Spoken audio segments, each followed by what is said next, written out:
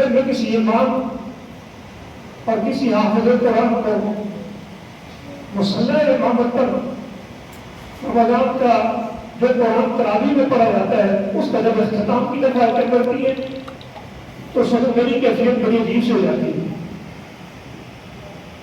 ایسے لگتا ہے کہ جیسے وہ رمضان گزر گئے اور ذہن میں یہ خیال ہوتی ہے کہ شاید یہ زندگی کی آخری بار ہو اور ہم امام کی زبان سے قل هو الله احد الله الصمد لم یلد ولم یولد ولم یکن له کفوا احد کی توحید کی صدا سن رہے ہیں. اور پھر ہم آخری پیش ہوتے ہیں اور کہ شاید زندگی میں رمضان مبارک میں آخری مرتبہ ہم اپنے آپ کو اللہ عرش عظیم کا رب کی پناہ میں دے رہے ہوں گے کہ شاید اگلی مرتبہ ہمیں نہیں معلوم کہ ہم میں سے کوئی اس قرآن مجید کی دوبارہ قرأت کر سکے گا اور اس قرآن مجید کو دوبارہ کی خوبصورت آواز اور خوبصورت لہجے میں سن پائے گا.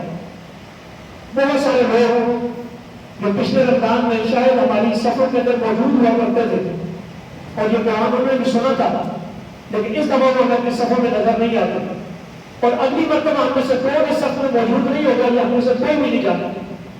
تو اس لیے جب یہ آخری آیتیں چلتی ہیں تو یہ بڑی ایک عجیب سی کیفیت پیدا کر دیتی ہے کہ انسان کے لیے جہاں خوشی کا موقع ہوتا ہے تو وہاں پر ایک غم کا موقع بھی ہوتا ہے کہ قرآن مجید دوبارہ ایک سال بعد دوبارہ ہمیں اس انداز میں یوں صفوں میں کھڑا ہو کر یوں ایک امام کے پیچھے کھڑے ہو کر کے اس کی خوبصورت اور دلسوز آواز کے اندر اس کی ترنم والی آواز میں کہ وہ قرآن مجید کے عربی لہجہ میں اپنی خوبصورت آواز سے قرآن کی خوبصورتی کو چار چاند لگاتے ہوئے پڑھتا ہے تو یہ کیفیت سال بعد دوبارہ ملنے کو ملے گی. لیکن وہ بھی نصیب کی بات خوش نصیب ہے وہ امام کی کہ جو اس مصلی امامت پر کھڑے ہو کر قرآن مجید کے 30 پارے وہ سنانے کی سعادت حاصل کرتے ہیں اور خوش نصیب ہے وہ مقتدی کہ جو اس امام کے پیچھے کھڑے ہو کر کے قرآن مجید کے 30 پاروں کو سننے کی سعادت حاصل کرتے ہیں. اور یہ بہت بڑی سعادت ہے.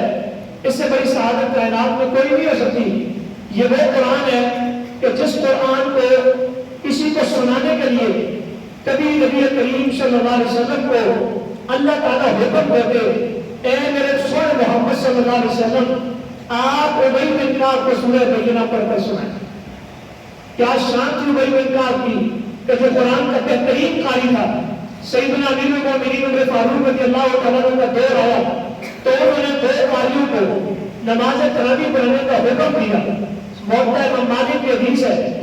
سعید بن یزید رضی اللہ تعالیٰ عنہ بیان کرتے ہیں امر عمر بن الخطاب ابی بن کعب و تمیم الداریہ ان یقوم علی الناس ب11 رکعۃ کہ امیر المومنین عمر بن الخطاب رضی اللہ تعالیٰ عنہ نے ابی بن کعب کو اور تمیم داری کو یہ 2 اپنے دور کے مشہور اور معروف اور بہترین قرآن کے قاری تھے.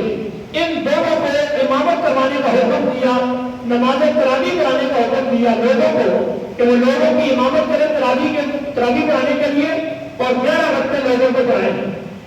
آپ اندازہ لگائیں کہ ابی بن کعب کتنا شاندار قاری قرآن ہوگا کہ جس کو امیر المومنین عمر بن الخطاب تراویح کے لیے مصلی امامت پر کھڑا کر رہے ہیں. اور یہ وہی ابی بن کعب ہے کہ جن کے بارے میں اللہ تعالیٰ اپنے پیارے پیغمبر کو حکم دیتے ہیں اے میرے پیارے پیغمبر صلی اللہ علیہ وسلم آپ ابی بن کعب کو سورہ بینہ پڑھ کر سنیں.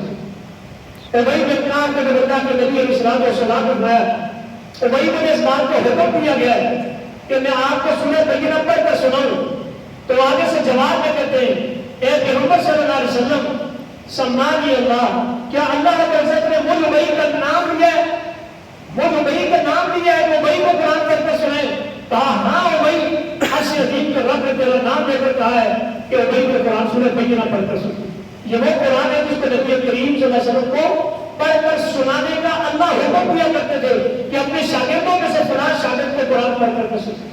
یہ وہ قرآن ہے کہ جس کو سننے کے لیے کبھی ایک بار آقا نامدار سرکار مدینہ جناب محمد رسول اللہ صلی اللہ علیہ وسلم اپنے شاگرد کو اپنے تیار کردہ شاگرد کو جس کو آپ نے قرآن پڑھایا جس کو آپ نے قرآن سکھایا جس کو آپ نے قرآن علوم سے بیرابر کیا اس صحابی عبداللہ بن مسعود کو اپنے سامنے بٹھا کر کہتے ہیں عبداللہ آج مجھے قرآن سناؤ. عبداللہ بن مسعود کہتے ہیں اللہ کے نبی میں آپ کو قرآن سناؤں وعلیکم کیا گیا ہے، آپ کو صاحب قرآن ہے، قرآن تو آپ پر نازل ہوا ہے، اور میں عبداللہ آپ کا شاگرد ہوں، میں آپ کے سامنے قرآن پڑھوں گا، میں آپ کو قرآن سناؤں گا۔ نبی علیہ السلام فرماتے ہیں کہ جی عبداللہ آج میرا جی چاہتا ہے کہ میں کسی شاگرد کی زبان سے رہتا قرآن سنوں۔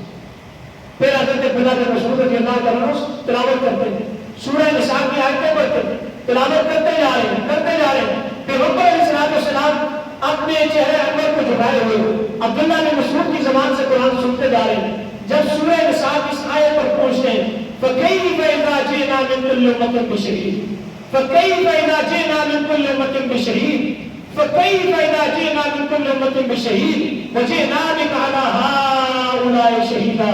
کیسا وہ وقت ہوگا جب ہم ہر امت میں سے گواہ لائیں گے، اور اے پیغمبر آپ کو ہم سارے گواہوں پر گواہ بنا کر رہے ہیں۔ سارے نبی اپنی امتوں کے بارے میں گواہی دیں گے، اور پھر آخر میں تمام انبیاء پر گواہی محمد عربی صلی اللہ علیہ وسلم کی گواہی ہوگی۔ اللہ کے نبی نے اپنا مقام، اپنا مرتبہ سنا کہ مجھے اللہ نے اتنی شان دی ہے، ایک تو قیامت کا وہ منظر کہ جب ہر امت میں سے اللہ گواہ لے کر آئے گا اس امت کے خلاف یا اس امت کی حمایت میں، وہاں پر محمد رسول اللہ صلی اللہ علیہ وسلم کے مقام کو بھی بیان کیا گیا کہ نبی علیہ السلام کو تمام گواہوں پر گواہ بنا کر پیش کیا جائے گا۔ اس آیت پر پہنچا عبداللہ بن مسعود تو نبی کریم صلی اللہ علیہ وسلم نے کہا عبداللہ پس کر، عبداللہ پس کر، عبداللہ پس کر۔ عبداللہ بن مسعود نے تلاوت روکی، پیارے رسول کے چہرے انور کی طرف دیکھا، آپ کی آنکھوں سے آنسو بہ رہے تھے، آپ رو رہے تھے قرآن مجید کی آیتیں سن کر، اپنا مقام سن کر، قیامت کا وہ منظر نامہ سن کر کے کہ کتنا دہشتناک، کتنا ہولناک منظر ہوگا، اور اس موقع پر اللہ تعالیٰ دل محمد کو یہ سب اور یہ شان عطا کرے گا کہ ہر امت کے گواہ جو آئیں گے تمام گواہوں پر وہ محمد کی گواہی کو لیا جائے گا۔ پیارے بھائیوں، یہ وہ قرآن ہے جس کے اللہ رب العزت نے پیارے نبی صلی اللہ علیہ وسلم کو مبعوث کی۔ آپ کی بعثت کے مقاصد میں سے سب سے پہلا اساسی اور بنیادی مقصد قرآن نے جو بیان کیا ہے لَقَدْ مَنَّ اللَّهُ عَلَى الْمُؤْمِنِينَ إِذْ بَعَثَ فِيهِمْ رَسُولًا مِّنْ أَنفُسِهِمْ۔ اللہ تعالیٰ نے اہل ایمان پر احسان کیا ہے کہ انہی کی جنس میں سے، انہی کے نفوس میں سے اللہ رب العزت نے ایک رسول بھیجا ہے يَتْلُو عَلَيْهِمْ آيَاتِهِ، وہ رسول ان پر اللہ کی آیتوں کی تلاوت کرتا ہے۔ اتنی زبردست کتاب اللہ تعالیٰ نے دی ہے، اتنی شاندار کتاب اللہ نے دی ہے۔ ہم تو یقین مانے کہ بڑے سعادت مند ہیں، بڑے خوش نصیب ہیں کہ اللہ رب العزت نے ہمیں قرآن کیسی دولت عطا کی۔ خوش نصیبی ہے کہ اللہ نے ہمارے سینوں کو قرآن کے لیے چنا۔ خوش نصیبی ہماری زبانوں کی کہ زبان پر رکھ کر قرآن پڑھا جاتا ہے۔ خوش نصیبی ہمارے کانوں کی کہ جن کانوں سے قرآن کی صداقت آتی ہے اور ہم فرحت اور سکون محسوس کرتے ہیں کہ اللہ کا قرآن سنتے ہیں۔ یہ ہماری بڑی سعادت کی بات ہے۔ یقین مانے آپ اپنے گھروں سے نکل کر کے مسجد آنا اور اس مقصد کے لیے آنا کہ رب کا قرآن سننے جا رہے ہیں، یہ کوئی معمولی بات نہیں ہے۔ یہ تو قرآن اللہ کے نمبر پر کہہ کر کے باقاعدہ ادھر کو سنایا کرتے تھے۔ یہ تو قرآن ہے کہ عبداللہ بن مسعود کی زبان سے اللہ کے نبی سنا کرتے تھے، اور پھر یہ وہ قرآن ہے کہ جبریل امین ہر سال رمضان میں تشریف لاتے اور نبی کریم صلی اللہ علیہ وسلم کے ساتھ اس قرآن کا دور کرتے۔ جبریل قرآن سناتے، نبی علیہ السلام سنتے، اور پھر جس سال نبی کریم صلی اللہ علیہ وسلم نے وفات پائی اس سال آپ نے قرآن مجید کا 2 مرتبہ جبریل کے ساتھ دور کیا۔ یہ وہ قرآن ہے کہ جو سید الملائکہ سید ولد آدم کے ساتھ قرآن کا دور کیا کرتا تھا، اور ایک آج ہم ہیں کہ ایک امام مصلی پر کھڑا کر وہ قرآن پڑھتا ہوتا ہے، ہم قرآن سن رہے ہیں۔ اس سے بڑی سعادت بھی کائنات میں کوئی ہو سکتی ہے؟ اس سے بڑی خوش نصیبی کوئی ہو سکتی ہے؟ نہیں ہو سکتی۔ اس لیے کبھی کبھار زندگی میں اس سنت پر رمضان پہ لانے عمل کرنا چاہیے کہ کبھی آپ کسی کے پاس جائیں، کسی حافظ قرآن کے پاس، کسی قاری قرآن کے پاس، کسی مدرسے میں پڑھنے والے طلباء قرآن کے پاس، ان کے پاس بیٹھ کر کہا کریں مجھے کچھ قرآن سنا۔ صحابہ کرام رضوان اللہ علیہم اجمعین جب آپس میں ملا کرتے تھے تو صحابہ کا طریقہ کار بھی ہوا کرتا تھا۔ اس وقت صحابہ کرام اپنی مجلس کو برخاست نہیں کرتے تھے۔ سوچئے کہ کتنی بڑی بات ہے۔ اس وقت تک 2 صحابی یہ صحابہ کی مجلس برخاست نہیں ہوتی تھی جب تک وہ ایک دوسرے پر قرآن مجید کی سورۃ القصص نہیں سنایا کرتے تھے۔ سورۃ القصص ایک دوسرے کو سنا کر کے پھر جدا ہوتے تھے، وہ ایک دوسرے کو تذکیر کرتے تھے، ایک دوسرے کو یاد دہانی کرواتے تھے، ایک دوسرے کو بتاتے تھے کہ اصل خسارہ کون سا ہے، اور پوری کی پوری انسانیت خسارے میں ہے۔ والحاصل قسم زمانے کی ان الانسان لفی خسر، پوری کی پوری انسانیت خسارے میں، گھاٹے میں ہے۔ پکانے والے بڑی وہ انسان سب خسارے میں. ہاں الا الذین آمنوا، ان ساروں میں سے اللہ تعالیٰ نے کچھ لوگوں کو نکال کر الگ کیا تھا. ان کے علاوہ اگر انسانیت دی جائے تو سب مراد ہے. انسانیت خسارے میں ہے، اور انسانیت میں سے کچھ انسان جو اس خسارے سے اپنا بچاؤ کر گئے وہ کون ہے؟ الا الذین آمنوا، سوائے ان لوگوں کے جو ایمان لائے، وعملوا الصالحات، جنہوں نے ایمان کے ساتھ ساتھ اچھے اعمال کیے، اور جنہوں نے ایمان اور عمل صالح کے ساتھ ساتھ لوگوں کو حق بات کی تلقین کرتے رہے، وتواصوا بالصبر، اور جو اسلام میں جو احکام دیے گئے ان احکامات پر رک گئے، اور اللہ کی نافرمانی کی طرف جانے سے اپنے آپ کو روک لیا، جس کو صبر کہتے ہیں، اور یا پھر مصیبتوں اور پریشانیوں پر صبر کرتے رہے. یہ چار اوصاف کے حامل لوگ خسارے اور گھاٹے سے بچ گئے. امام شافعی رحمۃ اللہ فرمایا کرتے تھے اگر اللہ تعالیٰ انسانوں کی رشد و ہدایت کے لیے اللہ تعالیٰ پورا قرآن مجید نازل نہ بھی کرتے، صرف سورۃ العصر نازل کر دیتے تو یہ انسانوں کی ہدایت کے لیے کافی تھی. سمندر کو پوجنے میں بند کر دیا، پورے کا پورا دین اسلام سورۃ العصر کے اندر. چونکہ انسان خسارے سے بچنا چاہتا ہے، نفع پانا چاہتا ہے، دنیا میں ہو اور آخرت میں ہو، تو دنیا میں اور آخرت میں ہر خسارے سے بچاؤ قرآن میں جو سورۃ العصر کے اندر بیان کر دیا، اور دنیا اور آخرت میں ہر خسارے سے بچاؤ اور نفع کا حصول وہ سورۃ العصر کے اندر بیان کر دیا گیا. کہ یہ چار اوصاف اگر آپ اپنے اندر پیدا کر لیں تو سمجھ لیں کہ آپ خسارے سے بچ سکتے. یہ اتنی زبردست اللہ تعالیٰ کی کلام قرآن مجید اللہ تعالیٰ نے دیا ہے، یہ سینوں کی تمام بیماریوں کی شفا ہے. یا ایھا الناس قد جاءتکم موعظۃ من ربکم وشفاء لما فی الصدور، یہ سینوں کی بیماریوں کو شفا میں بدل دینے والی کتاب ہے. یہ روحانی بیماریوں کا علاج ہے، یہ جسمانی بیماریوں کا علاج ہے، یہ عقائد کی بیماریوں کا علاج ہے، یہ اخلاقیات کی بیماریوں کا علاج ہے، یہ آپ کی معاشرتی بیماریوں کا علاج ہے. جو اس قرآن سے جڑ جائے گا عقیدے کی بیماریاں بھی ختم ہو جائیں گی، اور اس کے اندر سے روحانی بیماریاں بھی ختم ہو جائیں گی، اخلاقی بیماریاں بھی دور ہو جائیں گی، معاشرتی بیماریاں بھی دور ہو جائیں گی، معاشی بیماریاں بھی دور ہو جائیں گی. یہ مکمل ایک شفا والی کتاب ہے، اس سے شفا حاصل کیجیے. آپ عقیدے کی شفا چاہیے، آپ شرک سے بچنا چاہتے ہیں، قرآن کو سبق پڑھنا شروع کر دیں.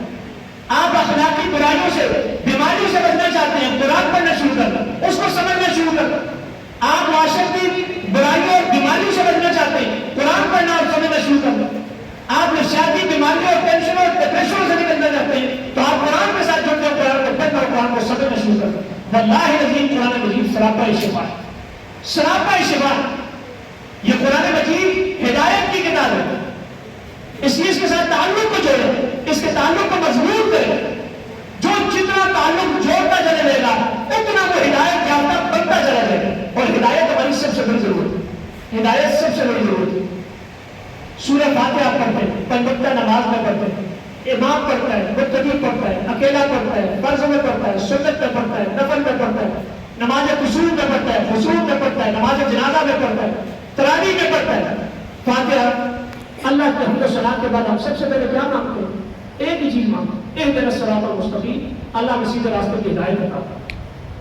یہ ہدایت اتنی ضروری ہے کہ میرا اور آپ کا جنت میں داخلہ ممکن نہیں. اللہ نے آدم علیہ السلام کی خطا کو معاف بھی کر دیا. فتلقى آدم من ربه کلمات فتاب علیہ، آدم علیہ السلام نے اپنے رب سے کچھ کلمات سیکھے، ان کے ذریعے اللہ سے توبہ کی، اللہ نے توبہ قبول کر دی. اصول تو یہی بنتا ہے جب غلطی ہو جائے کسی سے تو بندہ کہتے آپ کو معاف کر دیا، تو معاف کرنے کے بعد دوبارہ گھر میں جگہ دے دی جاتی ہے. لیکن کہا اللہ نے برکت نے آدم علیہ السلام کی اس خطا کے معاف کرنے کے بعد جنت میں داخلہ دوبارہ دے دیا؟ نہیں دیا. کہا اب جنت میں داخلہ نہیں ہو سکتا. اب جنت میں آنے کے لیے فَإِمَّا يَأْتِيَنَّكُم مِّنِّي هُدًى، اب تمہارے پاس میری طرف سے ہدایت آئے گی، رہنمائی آئے گی، وحی آئے گی، شریعت آئے گی. لہذا جو تم میں سے بھی فمن تبع هدایا، میری اس ہدایت کی پیروی کرے گا، میری اس رہنمائی کی پیروی کرے گا، میری اس شریعت کی پیروی کرے گا، میری اس وحی کی پیروی کرے گا، فلا خوف علیہم ولا هم يحزنون، اس کے لیے آگے کے حالات کا خوف کوئی نہیں، پرامن طریقے سے جنت میں داخل ہو جائے گا، اور پیچھے میں چھوڑ کر جائے گا اس کا غم نہیں ہوگا. ہدایت کے جنت مشروط ہے ہدایت کے ساتھ، اور ہدایت کہاں سے ملے گی؟ اللہ کے قرآن سے ملے گی. آپ دو سجدے کرتے ہیں، دو سجدوں کے درمیان بیٹھتے ہیں، کیا کرتے ہیں؟ اللہم اغفر لی وارحمنی واہدنی وعافنی وارزقنی. آپ ان 5 چیزوں میں سے ایک چیز اللہ سے ہدایت کا آپ کی وہ ہدایت کہاں ہے؟ وہ قرآن مجید کے تحت شہر رمضان الذی انزل فیہ القرآن ھدی للناس وبینات من الھدی والفرقان۔ یہ صرف ہدایت کی کتاب نہیں، یہ ہدایت کے روشن دلائل سے بھرپور کتاب ہے، جس میں دلائل ہے، جس میں براہین ہے، جس میں آپ کے لیے ایک سے ایک بڑھ کر کے نورانی دلیل موجود ہے، آپ اس کی پیروی کر کے جنت میں داخل ہو سکتے۔ پھر کہا کہ اس کتاب ہدایت سے رہنمائی کون دیتے ہیں؟ ھدی للمتقین، پرہیزگار ہیں کہ جو اس کتاب سے ہدایت حاصل کرتے، اس قرآن سے ہدایت دیجیے، وہ ہدایت آپ کو جنت تک پہنچائے گی۔ اگر آپ ہدایت کے راستے پر نہیں تو جنت نہیں مل سکتے۔ آپ اللہ تعالیٰ سے مدد مانگتے ہیں، اللہ سے کہتے ہیں اللہم اغفر لی وارحمنی واہدنی وعافنی وارزقنی، اللہ مجھے روزی دے دے۔ وہ روزی بھی اس قرآن کے ساتھ جڑی ہوئی، اس لیے قرآن کے بغیر روزی ایک مومن کی، ایک مسلمان کی روزی قرآن سے جڑی ہوئی ہے۔ وہ قرآن پڑھتا ہے وہ رزق حاصل کرتا ہے۔ چونکہ میری اور آپ کی یہ تمنا اور آرزو ہے کہ اللہ تعالیٰ نے باعزت روزی دے، ہے نا جی سب کے خواہش، اللہ عزت والی روزی دے، پریشانی والی، تکلیفوں والی، ذلت و رسوائی والی، بے زمی والی روزی سے اللہ نے محفوظ رکھے۔ ہم اللہ سے باعزت روزی کا سوال کرتے ہیں۔ اللہ کو قرآن کہتے ہوئے تُلِیَتْ عَلَیْہِمْ آیَاتُ زَادَتْهُمْ ایمانا وَعَلَىٰ رَبِّهِمْ يَتَوَکَّلُونَ الَّذِینَ یُقِیمُونَ الصَّلَاةَ وَمِمَّا رَزَقْنَاهُمْ يُنْفِقُونَ يُنْفِقُونَ أُولَٰئِکَ هُمُ الْمُؤْمِنُونَ حَقًّا لَهُمْ دَرَجَاتٌ عِندَ رَبِّهِمْ وَمَغْفِرَةٌ وَرِزْقٌ کریم۔ اگر تمہیں اس دنیا کی زندگی میں اور آخرت کی زندگی میں عزت کی روزی چاہیے، عزت کی روزی، تو قرآن کے ساتھ جڑنا پڑے گا۔ قرآن پہ آپ سچے مومن بن جائیں گے، اللہ درجات کی بلندی بھی دے گا، اللہ مغفرت بھی دے گا، اللہ باعزت روزی بھی عطا کرے گا۔ آج ہماری روزی تک کیوں ہے؟ اس کا سبب اللہ نے قرآن میں بیان کیا، وَمَنْ أَعْرَضَ عَنْ ذِکْرِی فَإِنَّ لَهُ مَعِیشَةً ضَنْکًا۔ جو میرے ذکر سے اعراض کرے گا، اور سب سے بڑا ذکر اللہ کا قرآن، سارے اسباب میں سے سب سے بڑا ذکر اللہ کا قرآن ہے۔ جس قوم نے قرآن کے ساتھ اپنے تعلق کو توڑ لیا، جو ہفتوں نہیں مہینوں سالوں قرآن نہیں پڑھتا، قرآن کی تلاوت نہیں کرتا، قرآن مجید کو سمجھنے کی کوشش نہیں کرتا، قرآن مجید سے کوئی لگاؤ نہیں ہے، بتائیے اس قوم کو کیسے باعزت روزی مل سکتی؟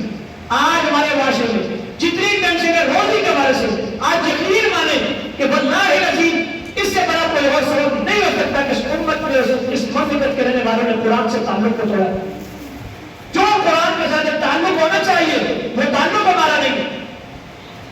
وہ ایک دور تھا جب ہماری مسجدوں کے اندر تلاوت کے لیے پھٹے رکھے ہوتے تھے، اور 15 20 30 35 50 بندہ ہمارے بوڑھے بوڑھے جانتے۔ آج سے 30 35 سال پیچھے چلے جائیں تو مسجدوں میں کیا قرآن کی تلاوت فجر کے بعد 2 سورہ یاسین پڑھا کرتے تھے۔ لیکن آج ہماری مساجد گھر میں ہے، وہاں تو ٹی وی نے اور موبائل نے ہمارا ستیہ ناش کر دیا، ہمیں اتنا مصروف کر دیا ہے ٹاک شو میں، خبریں سننے میں، ڈراموں میں، فلموں میں، فنی کلپ میں، پرینک میں، طرح طرح کے ایسے ماحول بنا دیا گیا ہے، ہماری جیب میں موجود ہے۔ ہمارے پاس نہ قرآن کو لینے کے لیے وقت ہے، نہ گھر والوں کو وقت دینے کے لیے ہمارے پاس وقت ہے۔ ہمارا وقت کا سب سے زیادہ حصہ ہمارا موبائل ہم سے لے رہے ہیں۔ اللہ ماشاء اللہ کچھ موبائل پر بھی قرآن سنت کی تابعداری کا، قرآن سنت کے پڑھائی کا کام کرتا ہوگا، مگر نہ اکثریت مسلمانوں کی نیگیٹو استعمال کرتے ہوئے اس موبائل جیسی نعمت کو بھی وہ غلط استعمال کرتے۔ اس کے لیے ہمارے پاس وقت موجود ہے۔ ہمارے گھروں میں تو یہ تلاوت کا معمول ختم ہو ہی گیا، ہماری مسجد میں بھی تلاوت کلام پاک سے اب خالی ہو چکی۔ اب آپ کو ایک آدھ بوڑھا نظر آئے گا، پہلے بوڑھے بھی مسجد میں بیٹھتے تھے، اب تو بوڑھے بھی مسجد نہیں بیٹھتے، ان کا بھی دل مسجد میں نہیں لگتا۔ وہ بھی بازاروں میں، چوکوں میں، گھروں پر، ٹھیوں پر، دکانوں کے پر بیٹھ کر کے اخبار نہیں ہوئی ہے یا موبائل پر رہا بوڑھے میں بھی، یا پھر وہاں پر سیاست کی باتیں ہو رہی ہے، کوئی عمران خان کے خلاف بول رہا ہے، کوئی معاشرے کے خلاف بول رہا ہے، کوئی اس کی حمایت میں لڑ رہا ہے، کوئی اس کی حمایت میں لڑ رہا ہے۔ قرآن تو ہماری زندگیوں سے نکل گیا، مسجدوں میں ہمارا دل نہیں لگتا۔ وہ مسئلے کا حق البلاد اللہ مساجدها، وہ مسئلے جو اس قرآن عظیم پر سب سے زیادہ اللہ کو محبوب ترین جگہ تھی، آج وہ مسئلے ویران ہے۔ آپ رمضان کے بعد اس مسجد کا حال دیکھ لیجیے گا، باقی مساجد کا حال دیکھ لیجیے گا، ہم مسجدوں کو خالی کر دیں گے۔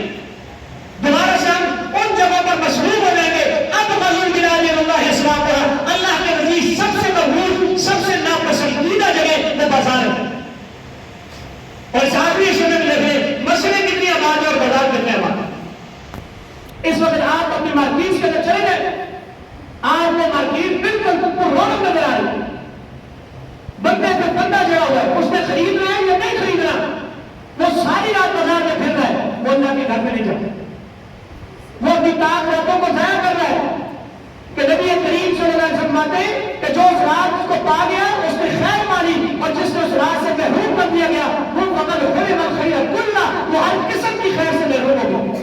جہاں خیر بانٹی جا رہی تھی ہم وہاں تو موجود نہیں تھے، جہاں پر خیر نام کی کوئی چیز نہیں تھی میرا وجود تو وہاں پر موجود تھا، میں نے کیا پایا؟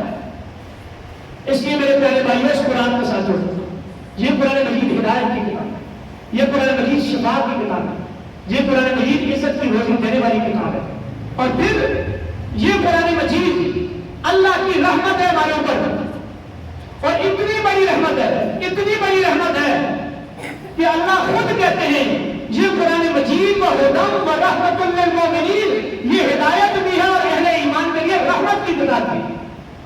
اتنی بڑی رحمت ہے کہ اللہ اس آیت کے بعد اگلی آیت میں خود کہتے ہیں قل اے میرے پیغمبر صلی اللہ علیہ وسلم اپنے لوگوں سے کہیں بفضل اللہ و برحمتہ، اللہ کے فضل کے ساتھ کہ اللہ نے تم پر اپنا فضل کیا ہے، تمہیں آخری کتاب قرآن مجید دی اور اس کی رحمت کے ساتھ، تو اس میں رحمت تمہیں دی ہے قرآن کی صورت، ایک رحمت پیدا کر دی ہے محمد رسول اللہ صلی اللہ علیہ وسلم، اور ایک رحمت تھیوری کی شکل میں دی ہے وہ قرآن، یعنی قرآن مجید تھیوری ہے، محمد رسول اللہ صلی اللہ علیہ وسلم پریکٹیکل ہے، یہ قرآن بھی اللہ کی رحمت ہے اور محمد رسول اللہ علیہ سارے جہان والے کے لیے رحمت۔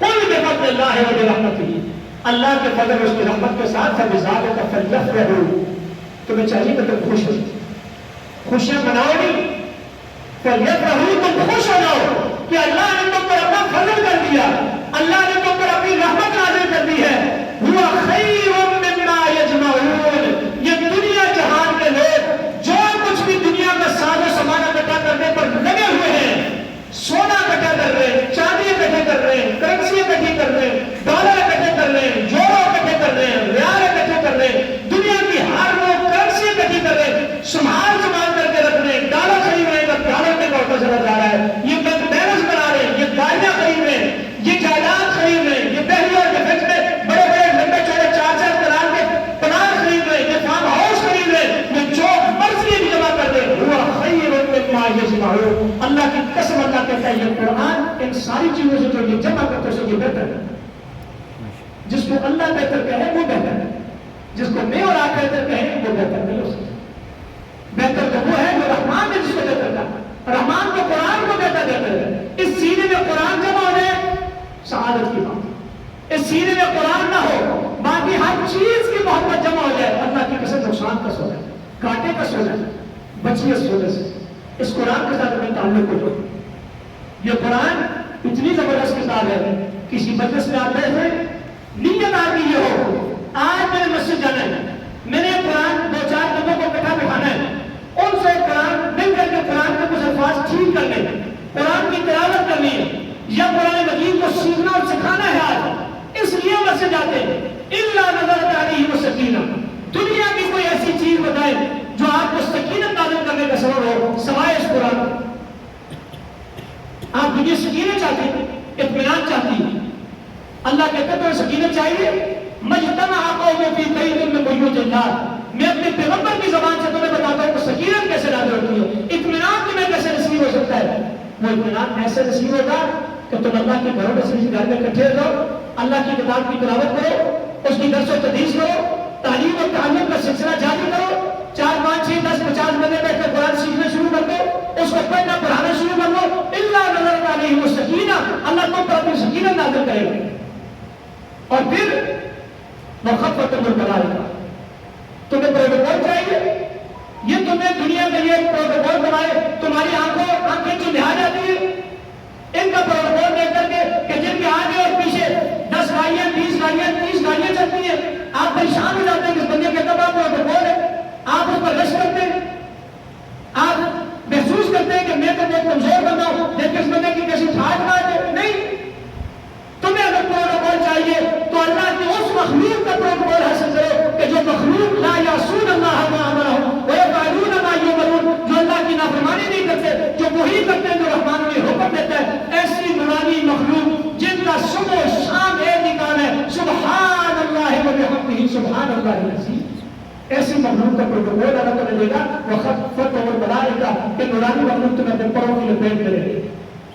اور واللہ کی یہ ایک ایسا بندہ میرا دوست تھا، اس نے مجھے اپنے گھر کا واقعہ بیان کر اپنا ذاتی، اس کی زوجہ، اس کی وائف، اللہ ہماری بیویوں کو بھی ایسا کام کرنے کی توفیق دے کہ وہ اپنی بیوی کے بارے میں بیان کرتا ہے کہ میری بیوی کچھ میرا سکیم ٹھیک کرنے لگا ہے.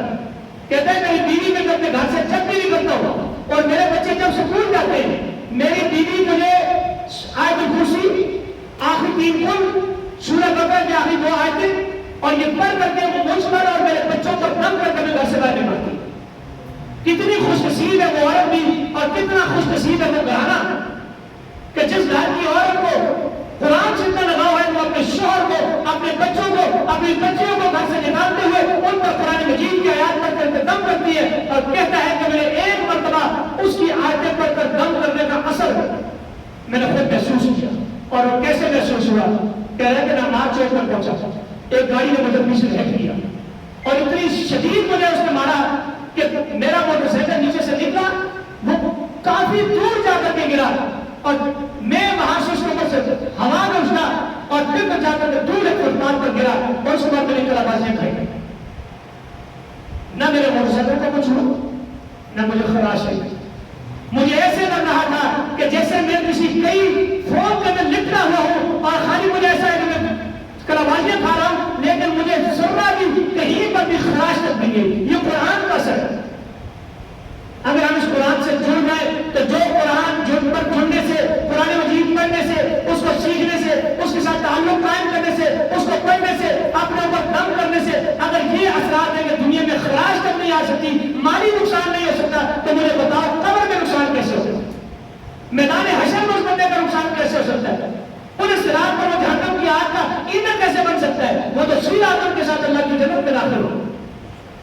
اسی لیے نبی کریم صلی اللہ علیہ وسلم نے مدینہ پہنچ کر جو سب سے پہلا خطبہ ارشاد فرمایا، یا ایھا الناس افشوا السلام واطعموا الطعام وصلوا الارحام وصلوا باللیل والناس نیام. ان میں تو چوتھی چیز کرتی ہے کہ راتوں کو پھر نماز پڑھو گے، جب لوگ سوئے ہوں گے رات میں جب نماز پڑھیں گے تو اس نماز میں کیا پڑھیں گے؟ رحمان کا قرآن پڑھیں گے. وہ قرآن آپ کو سلامتی کے ساتھ جنت میں پہنچا دے گا. آپ کو مجھے رحمت چاہیے، ہماری ضرورت ہے. اللہ کی رحمت کے بغیر جنت کا داخلہ ممکن نہیں. اور اللہ کے نبی کیا فرماتے ہیں؟ وَبَشِّرْهُم بِالرَّحْمَةِ. تمہیں اگر اللہ کی رحمت چاہیے کہ دنیا کی زندگی جیو تو رب کی رحمت کی چھتری طرح جیو.